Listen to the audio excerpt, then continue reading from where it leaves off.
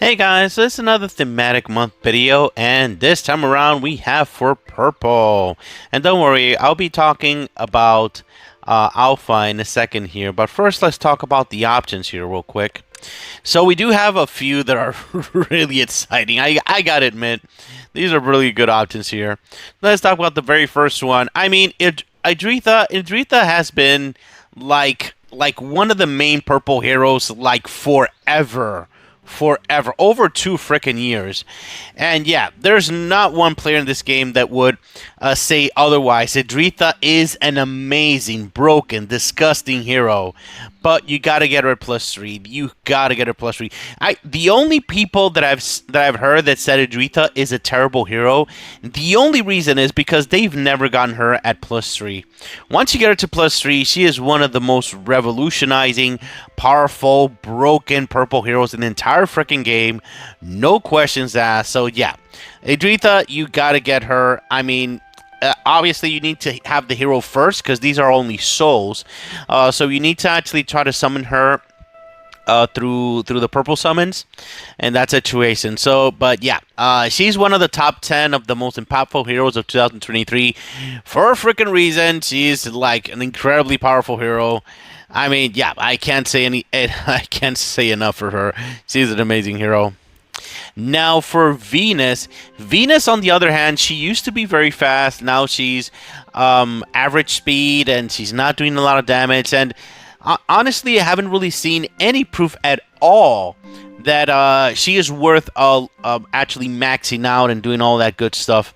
Sadly, I do have a friend that is trying to find a use for her, but I still haven't seen any proof that she's actually worth leveling.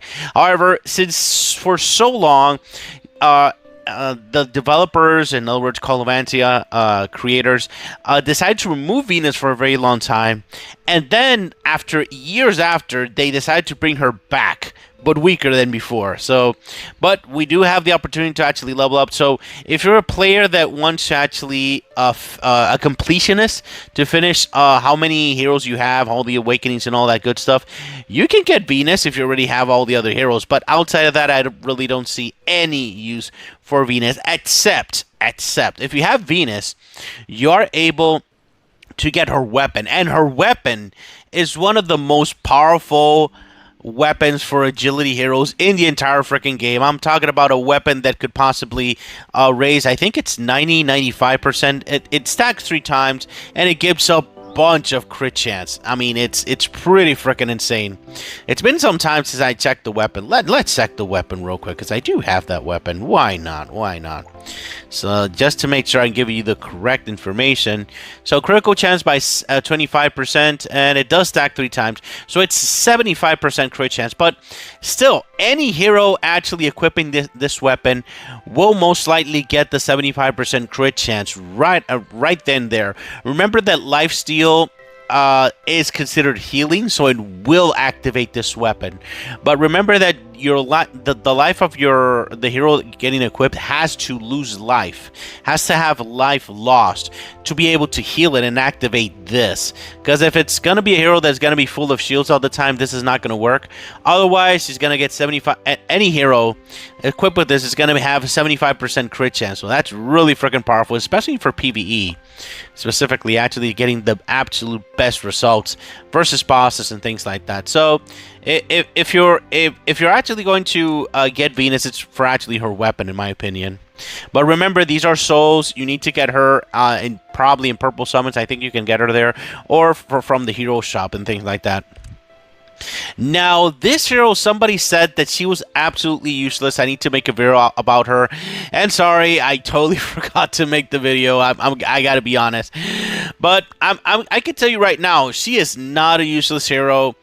She is the only purple hero in the entire freaking game that is a healer and a cleanser, and also uses damage share to the entire freaking team. So yeah, that is the only hero that does all those elements. So if you do a purple team, most of the time you're gonna notice that there's a missing link, because especially when you're fighting against enemies that use Soul Link, you're gonna need a hero that does a damage share to be able to counter that, to cleanse that. That's the only real and best way to actually counter Soul Link. And Gillian is a nightmare. Gwendolyn is a freaking nightmare as well. I mean, yeah, you gotta need a hero like this to be able to counteract that. If you're able to survive the onslaught of getting the Soul Link and then receiving the damage from the other heroes in that situation, and you activate Valerie, that's when your entire game changes. So, survivability of the teams is gonna be needed needed, and Valerie does fill that bill in that situation. So she is not useless. She's actually very powerful and a good counter to very powerful enemies that you'll be fighting using purple for sure in that situation. And by the way, for Valerie, her weapon is not so good. Don't try to get her weapon. Give her something else. When I use her in attack teams, I usually make her grab the stone weapon. The Stone Creator 5-star weapon in that situation. So she's really usually the only one holding that weapon all the time, 24/7. Really nice, actually. Now, and you can get her. Pretty much, you can get the most of these heroes from events. So get her to +5. Her +5 is really freaking powerful. So yeah, very powerful stuff. Also for Idritha, not so much for Venus in that situation. So let's talk about Holmes. Holmes is one of the main damage dealers for purple, aside from Idritha. She does a bunch of damage.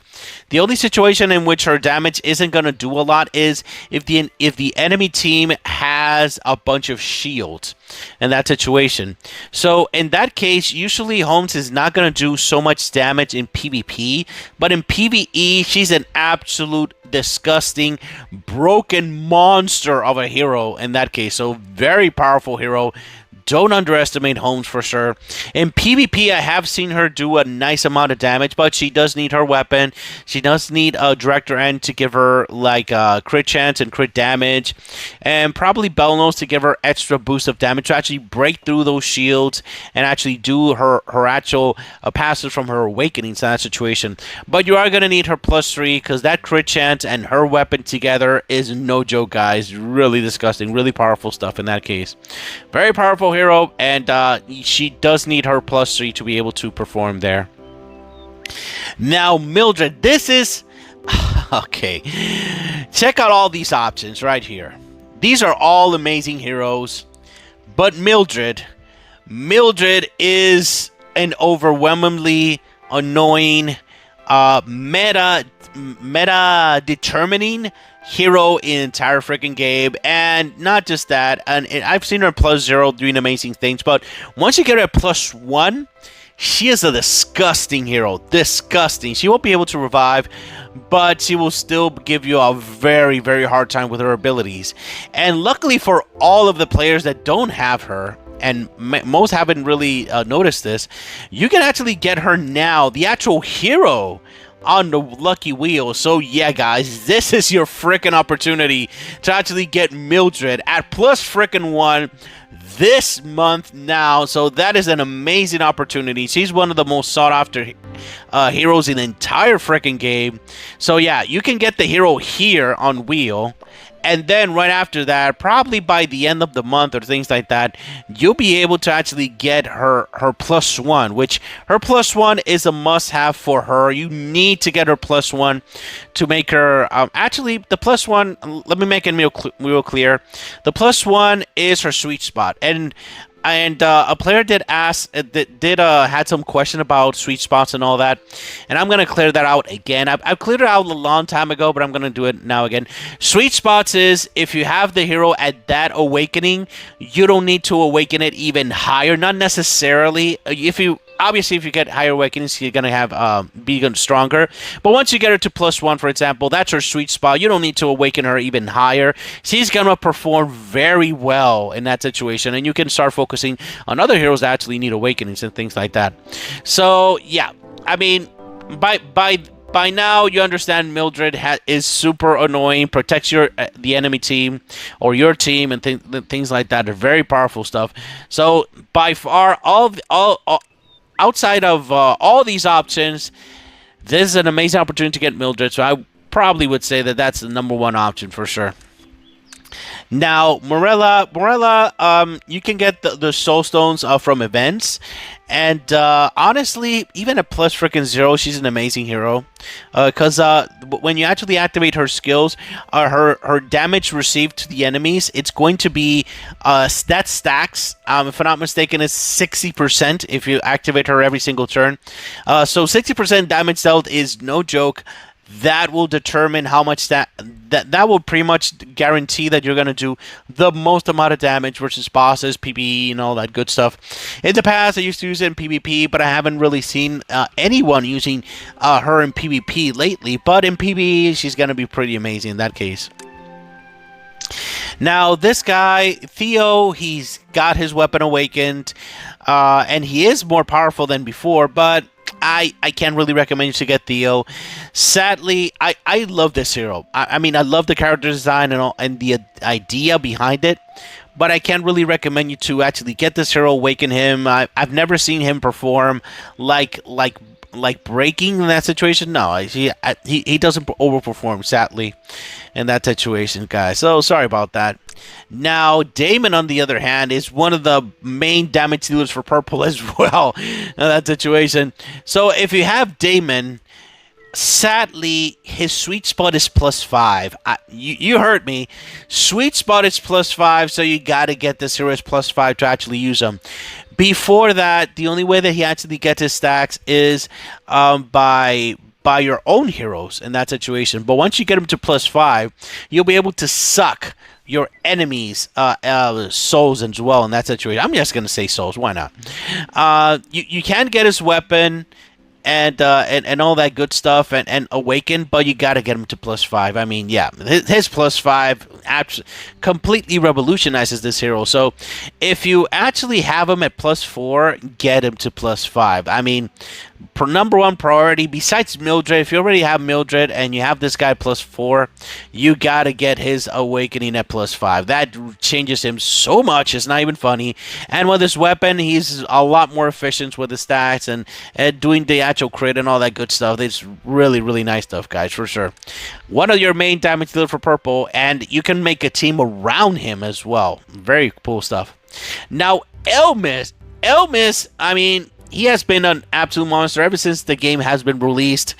I remember that once the game was released, when you're starting off the game, you could actually choose, buy an offer, and choose between 3 heroes. I think it was, I'm sure it was Fiona, Elmyst, and I think the third one was Lupita. I'm not really sure about the third one, Lupita, but I'm sure that when I actually chose the heroes, I chose Fiona instead of Elmyst, and when that happened, I totally regretted it. Everybody was getting Elmyst, and I swear to God, I was the only one that I actually chose Fiona. So yeah, even back then and now, Elmyst is a key hero in any purple team except Damon teams. Damon teams don't need really Elmyst, but outside of that, everybody needs Elmyst. He dispels. More he dispels from the enemy, more buffs, more stones he creates.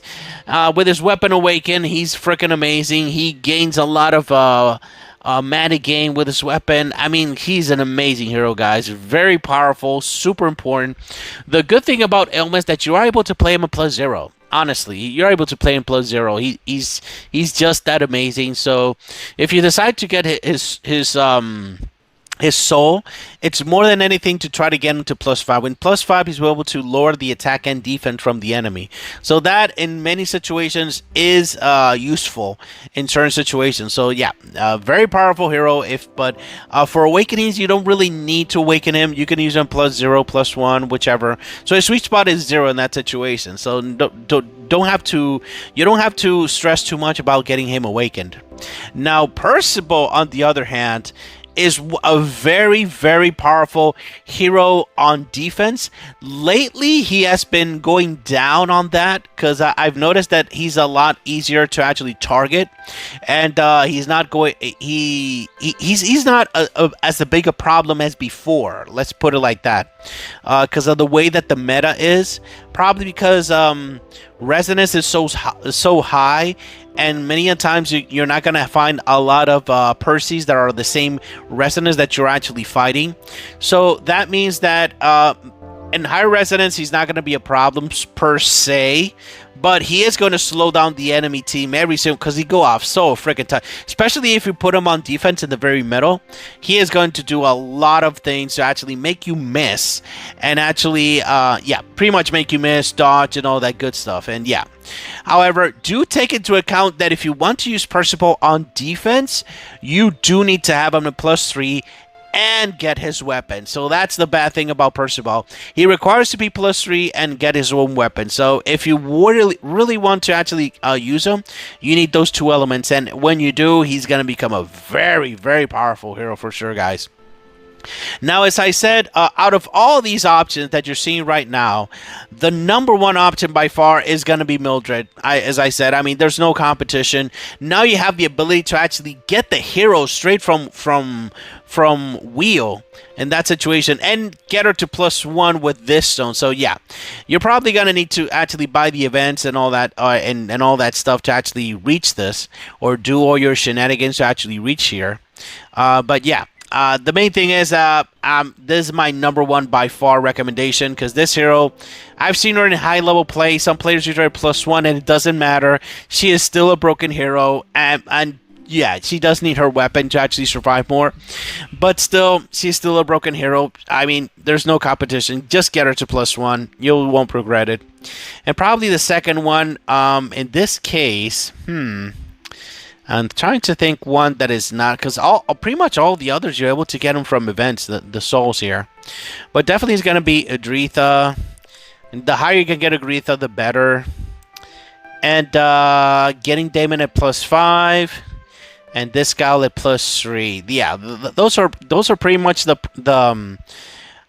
priorities in this situation, because you do need those heroes, those 3 heroes that I mentioned, to actually finish the fight, and Mildred to, yeah, create the best defense team ever. I mean, yeah. And as I said, let's talk about Alpha. Alpha is, oh my god, I love her character design. Alpha is an amazing hero, even at +0. She is fast, which is really important. She breaks shields, and she's gonna silence the enemy. So, I mean, what else can I tell you? She is gonna overperform in many different situations. The problem is that she doesn't perform very well versus teams that has Alia. That's the main reason why most people are not using Alpha so much. But that doesn't mean she's not a good hero. She's a broken hero, and not every single enemy in the game is gonna use an Alia team. So versus red teams, you could try to use Alpha, but you would need to actually silence Gillian, because he's going to be the cleanser in the enemy team. But if there's also going to be a Freya, you're going to have a problem, because you need both of them to be, yeah, it's going to be a problem. So I can see why Alpha is being used less and less, but that doesn't mean she's not amazing. If you don't have her, get her. She's an amazing hero. The sweet spot for her is definitely her +1. Immunity to all freaking debuffs. I mean, why haven't I thought about this before? I'm going to use this hero to actually destroy bubbles. Kill bubbles everywhere. They have all to die. They have to die. Oh my god. Yeah, definitely her +1 is her sweet spot, because this +1 is actually a +5.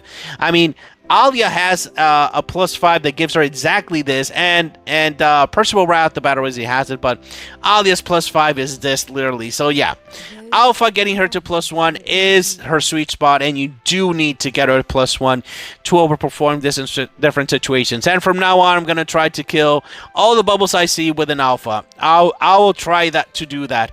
But now I remember that usually Bubble is paired by Alia. Darn it! I will find a way. I will find a way.